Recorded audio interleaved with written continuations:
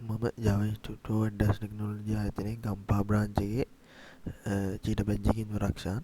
මම අද කතා කරන්න යන්නේ මගේ කලින් වීඩියෝ එකේදී කරපු sign up form එකේ sign in part එක ගැන. ඒකේ back process part එක ගැන.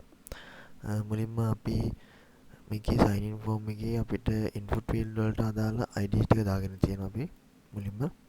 ඊට පස්සේ ඒක අපි මම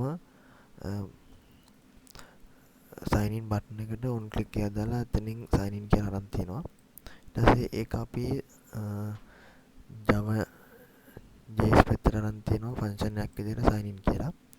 ඒකට මුලින්ම මම අපේ IDs ටික අරන් තියනවා variable දාලා අපේ ID ටික අරන් තියනවා. ඊට පස්සේ මම මෙතනින් email එක password එක validate කරලා තියනවා. email එකයි password එකයි fill කරලා නැත්නම් මෙතනින් අපිට message එකක් එන්න. ඊට පස්සේ මෙතනින් දීලා තියෙනවා අපේ form එක දීලා append කරලා තියෙනවා අපේ data ටික. ඊට පස්සේ මෙතනින් අපි HTTP request එකක් දීලා තියෙනවා variable එකක් හදලා. ඊට පස්සේ මෙතනින් already state change එක අරන් තියෙනවා function එකක් විදියට. ඊට පස්සේ මෙතන ready status එක check කරලා තියෙනවා හතරද කියලා. ඊට පස්සේ මෙතනින් දීලා තියෙනවා sign in message එක remove hide එක remove වෙන්න කියලා. ඒ කියන්නේ view වෙන්න කියලා. ඊට පස්සේ මෙතන දීලා තියෙනවා status එක success නම් ඒ කියන්නේ 200 කියන්නේ okay කියලා.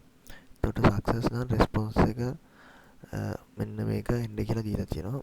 එතකොට මෙතනදී අපි දීලා තියෙනවා text red එක remove කරලා text green එක add කරන්න කියලා. ඊට පස්සේ අපිට view කරන්න කියලා තියෙනවා login successful කියලා message view කරන්න කියලා තියෙනවා. ඊට පස්සේ ඊට අමතරව අපි දීලා තියෙනවා මෙතන මේ page එක reload වෙන්න කියලා මෙතන. තප්පර දෙකකට පස්සේ reload වෙලා ඒක යන්න කියන home.php කියන page එකට යන්න කියලා කියනවා. ඊට පස්සේ මෙතනින් අපි else එකක් දාලා තියෙනවා. else එකේ අපි HTML එකක් දාලා request failed කියලා දීලා තියෙනවා response text එක. ඊට පස්සේ අපි ඒකම මෙතනත් ආයි දීලා තියෙනවා. මෙතන else එකක් දීලා ඊට පස්සේ අපි මෙතනින් request එක open කරලා මෙතනින් post method එකෙන් යවනවා login process.php කියලා එකට. ඒක යවන්නේ form එකක් කරා.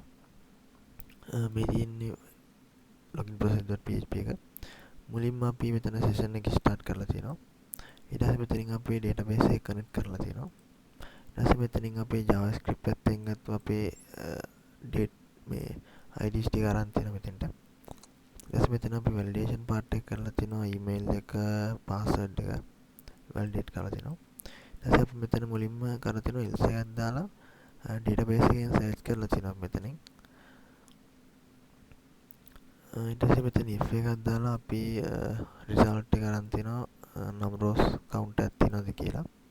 ඊට පස්සේ user result ප්‍රශ්න එකක් අරන් තිනවා අපි. ඊට පස්සේ මෙතනින් if එකක් දාලා තිනවා password verify කියලා.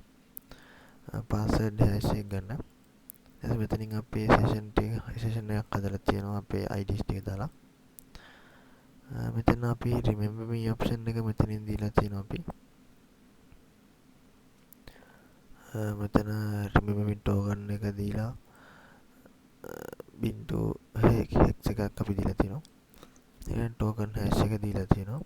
ඊට expiry date එකක් දීලා තියෙනවා අපි මෙතෙන්ට. ඊට database එකෙන් අපි insert කරනවා remember token කියලා එකක්.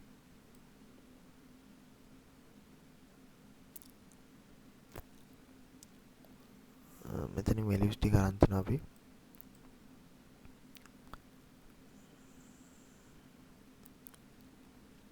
ඊට පස්සේ මෙතන අන්තිමට success කියලා දීලා තියෙනවා.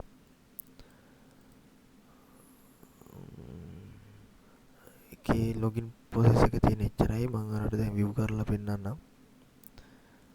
මේ තියෙන්නේ අපේ page එක.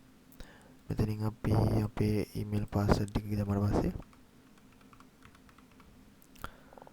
මෙතන sign in දුන්නාට පස්සේ මෙතන login successful කියලා වරෙනවා. මෙట్లా අපේ home page එකට යනවා. අපි home page එක හදලා නැති ඉඳ මෙතනින් home එකට add වෙන්නේ අපිව. මේක තමයි sign in login process එක.